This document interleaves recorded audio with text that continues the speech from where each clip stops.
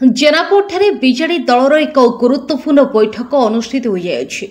जाजपुर जिला धर्मशाला ब्लॉक अंतर्गत जेनापुर पंचायत बीजेडी दलर सभापति संजय नायक नेतृत्व में गतकाली एक सभा अनुष्ठित हो जाएगी।